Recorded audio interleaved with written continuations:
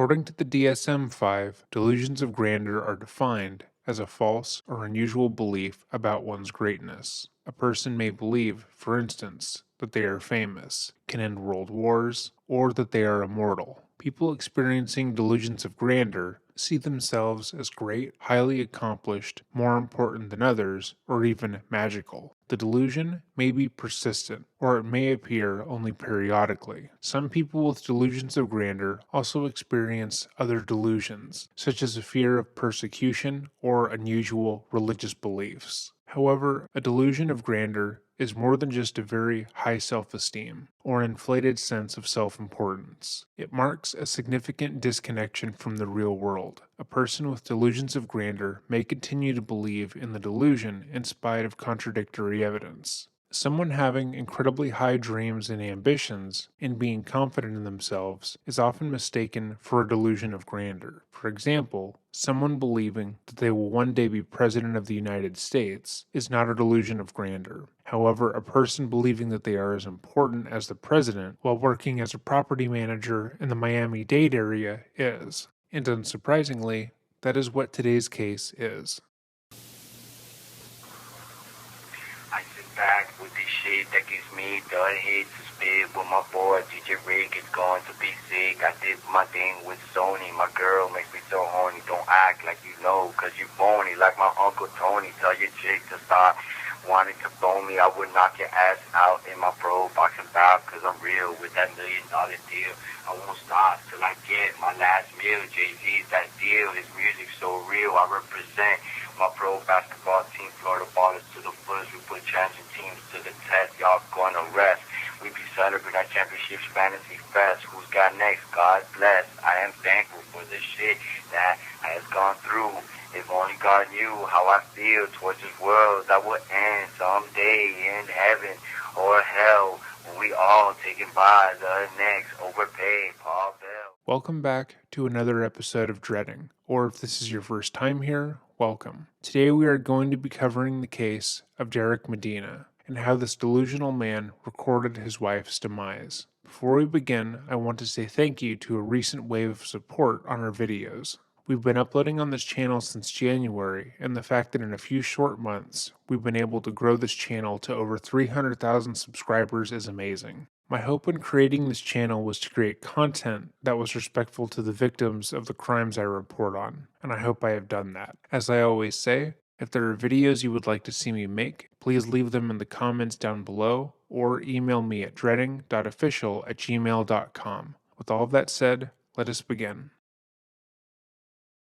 If you asked Derek Medina to describe himself, he would tell you that he was one of, if not the best people living today. He was an athlete.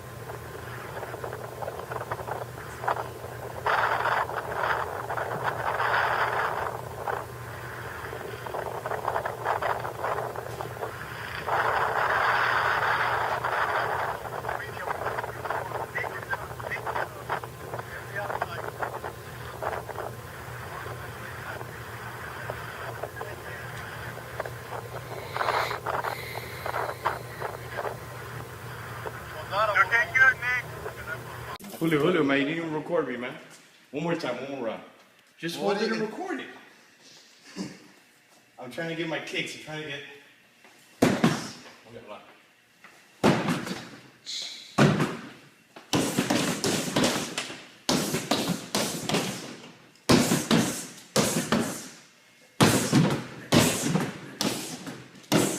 An actor,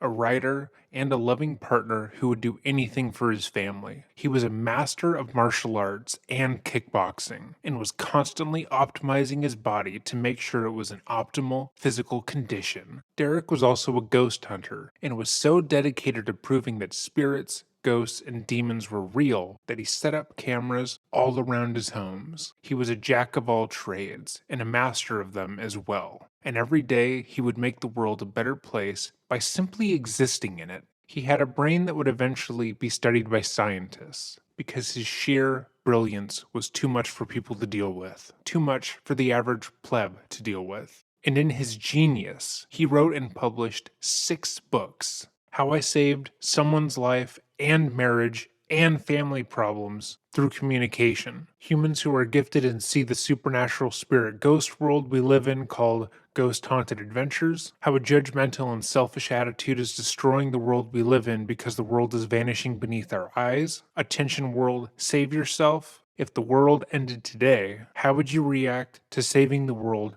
or helping the world, or would it all be over for you? And finally, his sixth book, World, just ask yourself why we are living a life full of lies and how I, an emotional writer, made all my dreams come true by blocking society's teachings. Everyone loved him, and those who didn't love him were simply jealous because of his abilities. Because Derek Medina is simply a pathway to many abilities some consider to be unnatural. They couldn't comprehend his thoughts, or why he maintained a WordPress blog where he would post the same post every day, writing that the world needs to read his book, sometimes being so kind as to post a link to the book in question, or at least according to him, that is what he was like. To those around him who knew him, Derek Medina was a narcissist who would constantly give himself new credentials every time he talked to people, declaring himself a professional model after taking a picture of himself. He would make up stories about himself being vastly more important and accomplished than he was, and over time, it became clear that he had begun to believe his own lies, feeling as if he was a world-renowned actor, singer, and author. There was one person who tried to anchor Derek to reality, though, and that was Jennifer Alfonso. When Jennifer met Derek, she was a single mom working at a Denny's, and he quickly swept her off of her feet. He told Jennifer that she was the most beautiful woman in the world, and that he would be honored to take care of her and her child. He presented himself as a Renaissance man who would do anything for her, and Jennifer was smitten. They had a very high school, simplistic love, one that came with sweeping declarations every moment they were together. Derek would tell Jennifer that she was his soulmate and the only person he had ever loved, and love bombed her. She had never felt as cared for as she did with him, and believed everything he would tell her. Within a month, Derek proposed to Jennifer and the two were married, and the lies that Derek told Jennifer quickly began to come out. The first was the lie that Derek was able to take care of the family on his salary alone. At the start of their relationship, Derek was working as a property manager in the area. However, due to his inflated sense of self and aggressive ego, he hadn't been able to hold down a job for more than a half a year at a time. Like he had in his relationship with Jennifer, he would make himself appear to be the perfect applicant. He was smart, punctual, and had perfectly qualified for every position. But only after being hired, his true personality would reveal itself. He would become irate when he believed he was being disrespected, and given that he believed himself to be an expert on everything, he felt like he was being disrespected often. His inability to hold down a job made it impossible for him to take care of Jennifer and Isabel, and she quickly realized as much herself. He had promised that when they were married, she would be able to quit working at Denny's, but this never happened, and instead, she felt like she needed to take on more shifts. That way, she'd be able to take care of Derek as well. Derek didn't like that, however, and despite not being able to hold down any job of any sort, would constantly pressure Jennifer to quit. He would tell her he could take care of her, that he would be getting his big break soon, and they could finally live the life he promised her. But that big break would never come, unless you count him working as an extra on the show Burn Notice, which you shouldn't. As the relationship continued, Jennifer became more aware of the type of person Derek really was, behind the false accolades and the ego, and she began to realize how deeply disturbed he was. Every other month, according to her mother, she would pick up her things and move back into her mother's two-bedroom apartment. This would usually coincide with the custody arrangement between her and Isabel's father. But, like clockwork, Derek would meet up with Jennifer and win her back. Jennifer began to think he was cheating on her, and unbeknownst to her, he had begun stalking multiple different women. He would take time off of work or simply not show up for shifts, and instead follow these women around, and trying in vain to pick them up. This back and forth continued until finally, Jennifer and Derek divorced. Friends of Jennifer were happy to see her returning back to her usual self. They hadn't liked the relationship with Derek, and they warned her repeatedly that something seemed really wrong with him, beyond him being a liar. For a while, Jennifer agreed, but as time went on, Derek began to work his way back into her life. He began to show up to her work whenever she was on shift, and tell her that he was sorry for the way things had ended. He would admit fault and tell her that in their time apart, he was taking ownership of his actions and trying to become a better man. And after a while, Jennifer began to believe him. She began to think that maybe Derek had actually changed, that it was possible for him to have gotten help and shifted his life around the way he had said. Maybe she had been too hasty with the divorce, and she began to open herself up to the idea of getting back together with him. However, she kept this from her friends and family, most likely out of fear of judgment. Her friends and family had seen what Derek had been like in their original relationship,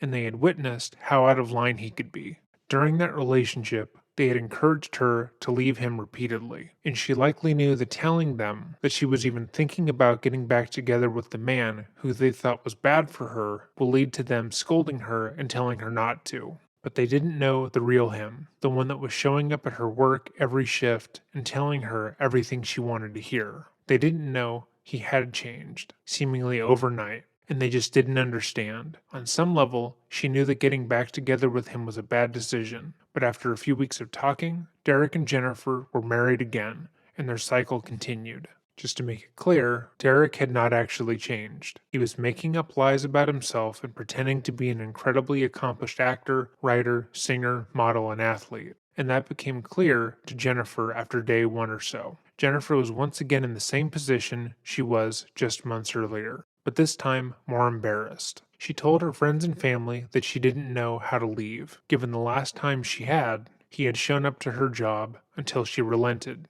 and that she was scared of Derek and his outbursts. He would, when his ego was deflated, lash out at Jennifer, telling her that she was ugly, stupid, and holding him back. And recently, he had begun threatening to kill her. Her mother had informed her repeatedly that she should leave. She would be welcome to stay at her apartment, but Jennifer held on, wanting to try to give the relationship a fair shot. Unfortunately, that decision would ultimately lead to her death.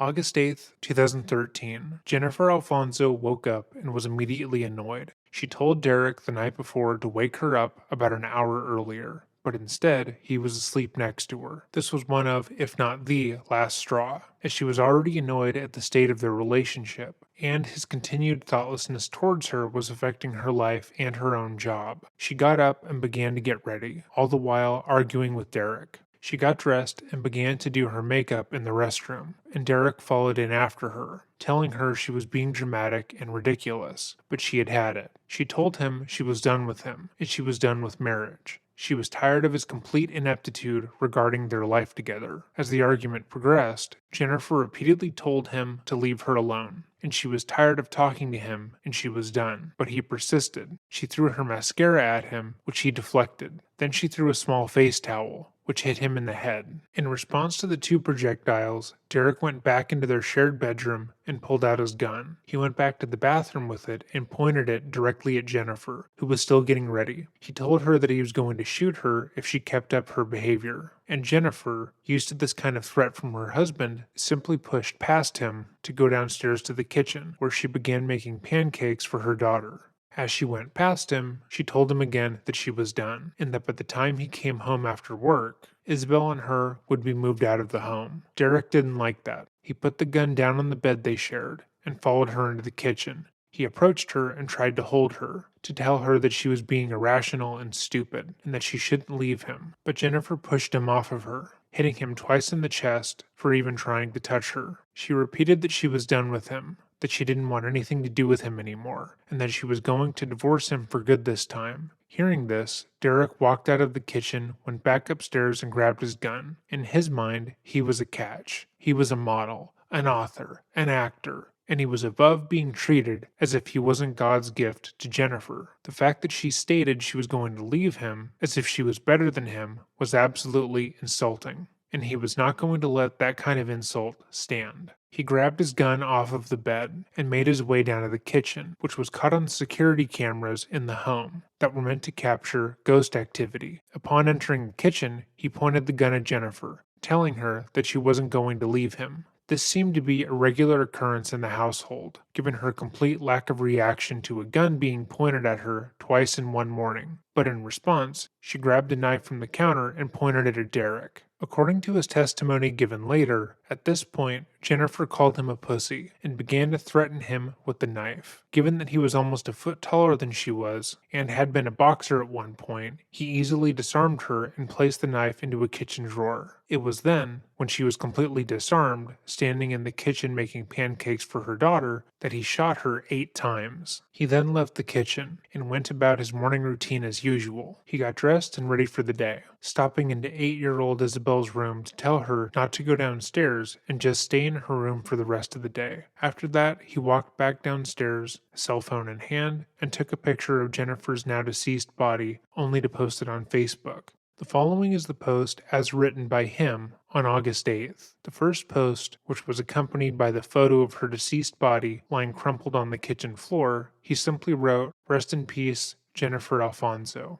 The second post he wrote stated, "I'm going to prison or death sentence for killing my wife. Love you guys. Miss you guys. Take care, Facebook people. You will see me in the news. My wife was punching me, and I'm not going to stand anymore with the abuse, so I did what I did. I hope you understand me." He then put on his jacket and left the apartment, leaving the 8-year-old alone with her mother's dead body.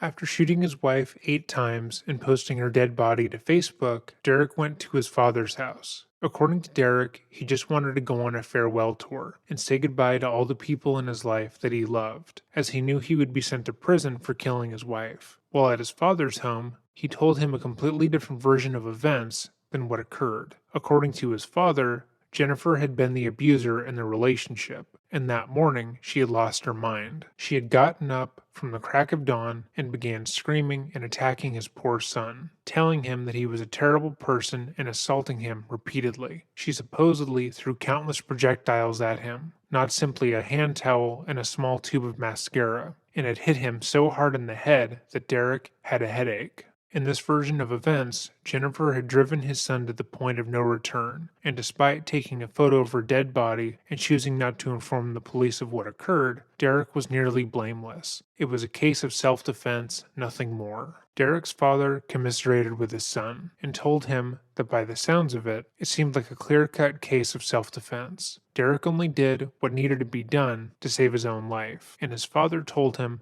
that he should turn himself over to the police. They both seemed to believe that doing this would lead to Derek being set free, and so the pair drove to the Miami-Dade Police Department to turn Derek in. The interrogation can be found on YouTube. However, the audio is borderline incomprehensible. With that in mind, I will put links in the description box if you are interested in seeing the footage for yourself and fact-checking the information. Throughout the interrogation, Derek attempts to put the blame on his deceased wife repeatedly. He describes in erroneous detail how she came at him, she assaulted him first, and how he was scared for his life. He claims that she hadn't just thrown a towel and a tube of mascara, but she was picking up anything she could get her hands on, and he was genuinely afraid that he now had a concussion, as she had hit him in the head with a large box. When pushed for details on this box, how much it weighed and what it looked like, where it was prior to her throwing it, he couldn't give any more details, and the police on the scene found no evidence of this. They also asked him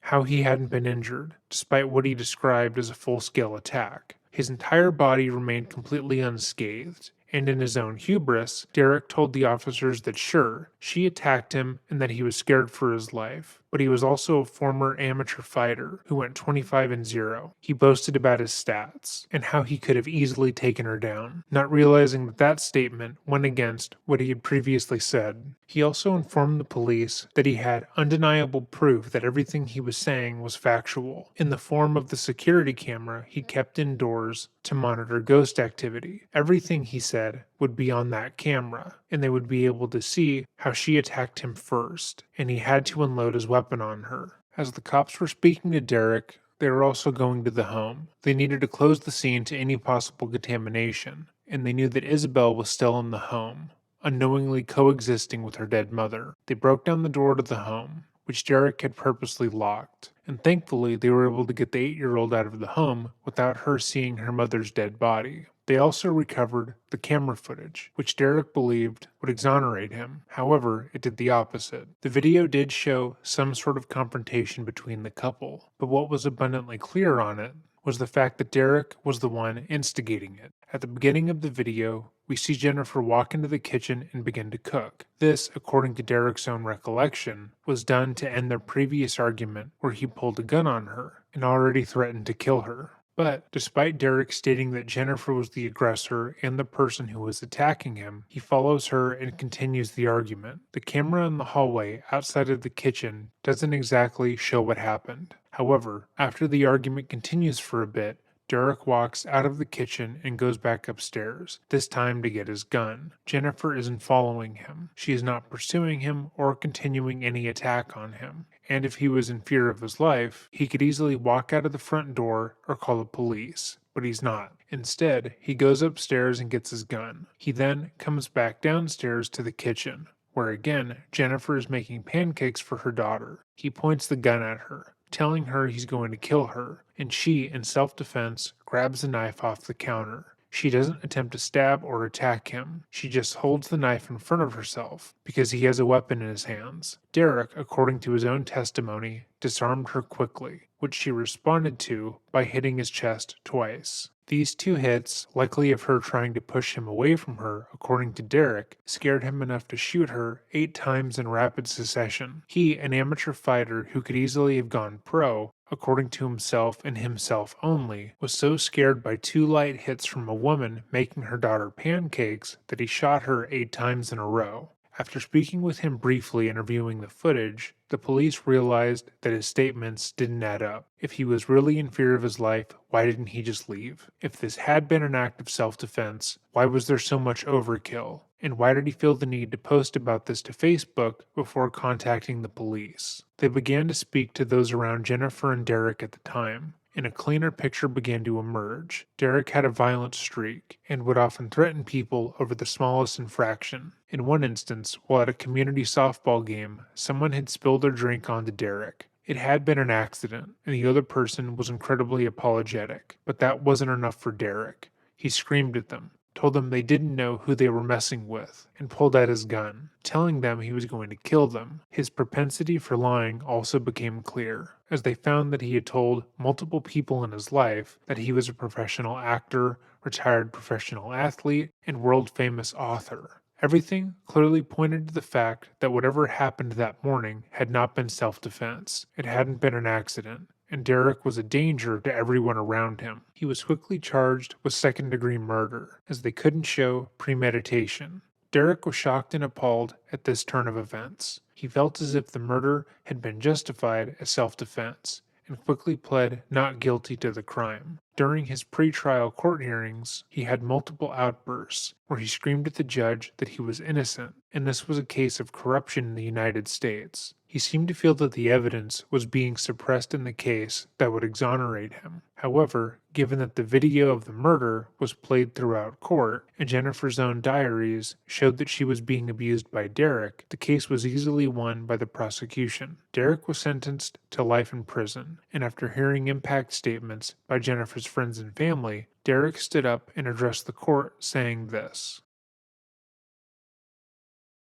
Focus Barack Obama president on this corrupted world that I will be suing.